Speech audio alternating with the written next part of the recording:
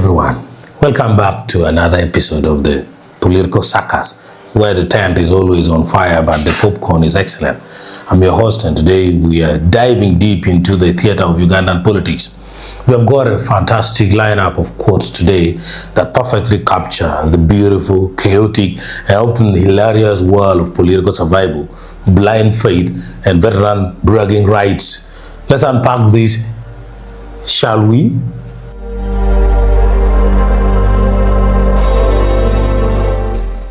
First up, we have government spokesperson Ofwono Opondo, who recently said, "The way I know the Speaker and Deputy Speaker of Parliament, and given how close I am to them, I believe they will deliver on their mandate."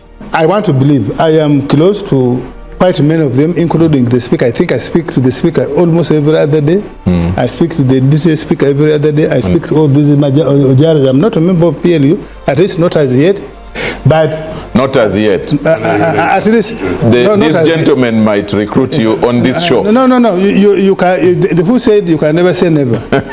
Otherwise, Odonga Otto wouldn't have left FDC. Wouldn't have Salam wouldn't have left FDC and PFF. So, I think the most important issue: will Ugandans hold or both that are accountable to the issues they saw on the floor of Parliament as Speaker and Deputy Speaker, to defend, protect, and promote. Exactly. I want to believe the way I know them now, and I'm close to them. I think they will. You are convinced that they will. We need to give them the. In any case, if somebody if you are serious enough, you should be able to know, to appreciate. I wrote an article 2 weeks ago. You should be able to appreciate that there's a sense in which the NRM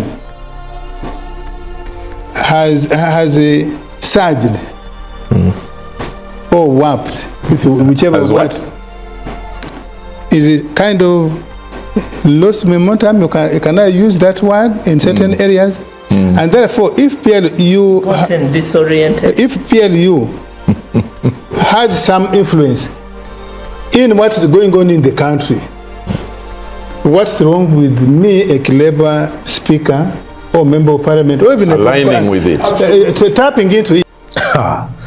The classic OO charm. Don't look at the institutional checks and balances, guys. Don't look at the track record or the committee report. Just look at how close OO is to them. This is the political equivalent of saying, I know the chef personally, so I promise you this mystery meat won't give you food poisoning. It's a beautiful mix of a amber gun, a blank check. They will deliver because we have tea together. If friendship was a metric for parliamentary efficiency, Uganda would be in the year 3000 by now.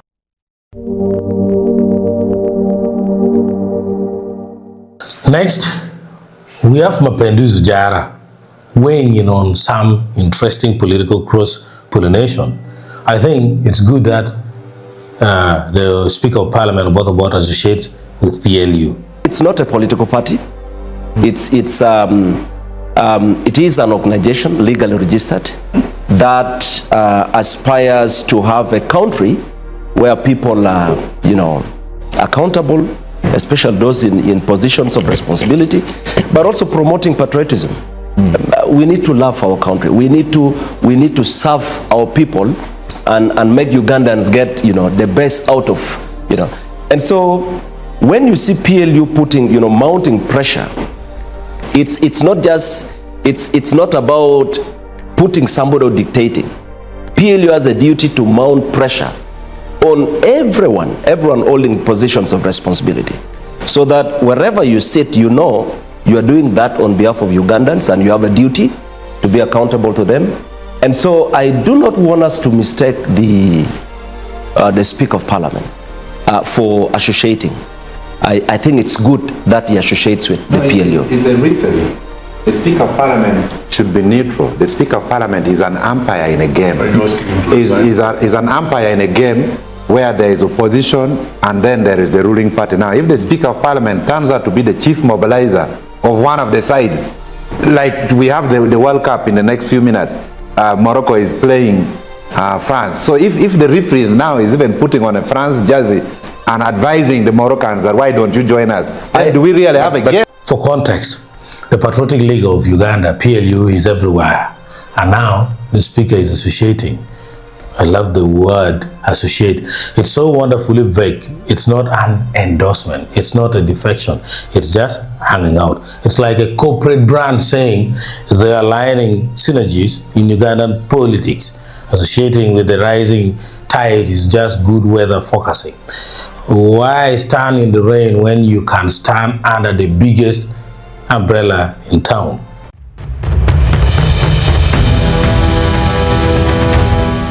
But ladies and gentlemen, the star of today's show is undoubtedly the former MP for Aru County, the one and only Odonga Otto. The man has been giving us masterclass in political rhetoric lately. Let's look at his three-act play.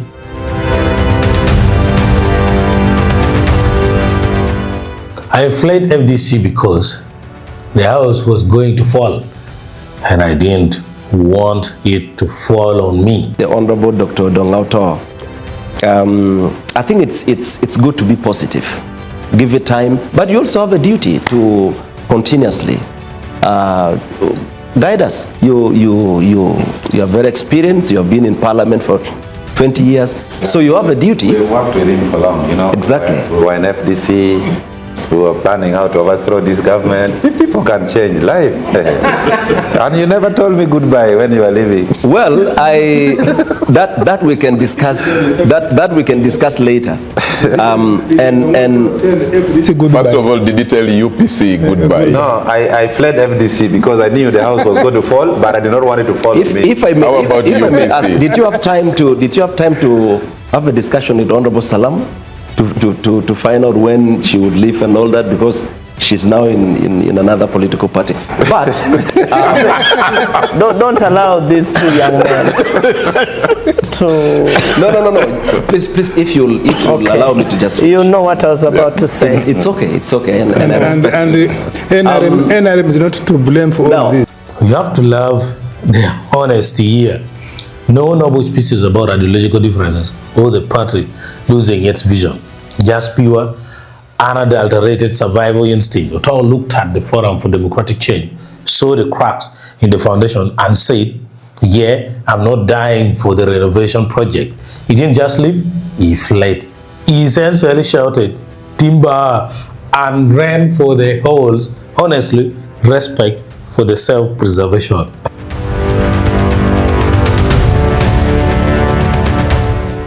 Then Otto decided to turn his sights on Ofwono during a recent class. And folks, this is allied tire political gatekeeping. Ofwono, when senior members are talking, you have to listen. I was in Parliament for 20 years. You have not made even 2 weeks. PLU is not a multi-party organization. It is a it is not, group. But it is already, they now, as of today, they say they have 340 MPs. That's what they have said. That is what one of their leaders said, that they have 340. So where you have a parliament, where you have a pressure group that has designated the speaker and has also designated the deputy speaker, they are members of a particular organization. You start wondering, the day Parliament wants someone... Did they designate? I thought the Speaker and Deputy were elected by the members in Kololo, didn't they? Or didn't you do that? No, they give them instruments. PLU has given them instruments that they are the envoys in Parliament. They only endorsed. And I can endorse Odonga Otto, Charles Odongtho, from Nebi, but Odonga Otto is standing in Aru. I endorsed his candidature. That doesn't mean I'm electing him, or does it? No, before when senior members are talking, you have to listen. I was there 20 years. You have not even met 2 weeks. And you used to cover about me, so you listen. You see, during our times in Parliament, you would never see Rebecca Kadaga in any partisan function. We even legislated for a meeting between the Chief Justice, the Speaker of Parliament, and the President. We were now providing for that official meeting because we wanted the independence of the institution of parliament. Okay. But today, when you see the Speaker of Parliament saying everyone should join PLU, then you know this is a false start, dead on arrival. Ulu, someone get the highest spark for, oh, this is the ultimate political version of do you know who I am? Otto didn't just pull rank, he pulled 2 decades of rank. He basically told the government's chief publicist that in the grand scheme of parliamentary politics, OO is a toddler in diapers who hasn't even learned to crawl yet. 20 years versus 2 weeks, that's not a debate, that's an eviction notice.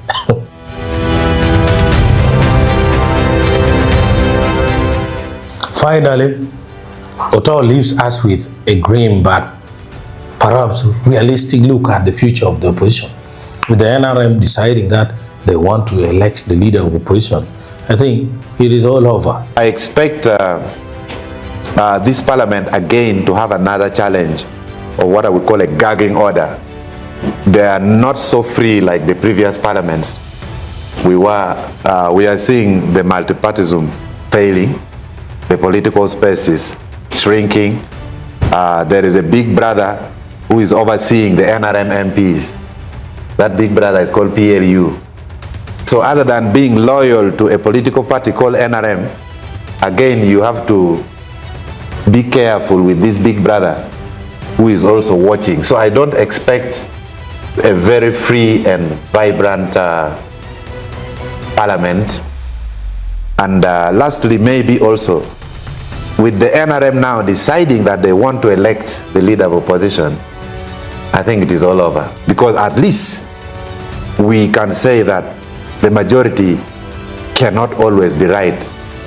As long as even one dissenting voice should be respected. But we are seeing a situation where majoritarianism or mobocracy is taking the order of the day. So the single voices, the lone voices we would be expecting in the House will be a little stifled. So I'm not so naive to say this parliament will perform very well. And there it is, the final nail in the coffin.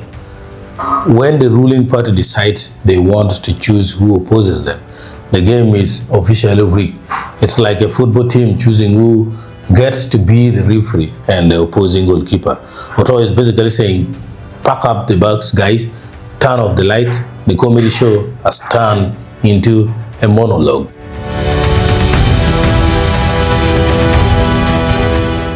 What do all these quotes tell us? They tell us that Ugandan politics isn't about parties or ideologies anymore. It's about proximity to power, survival, and seniority. OO relies on closeness. Mapenduzi relies on association. And Odonga Otto relies on his 20-year pension and a very sharp tongue to tell everyone else that the ship is sinking. But hey, as long as the mic is on, we will keep listening to them.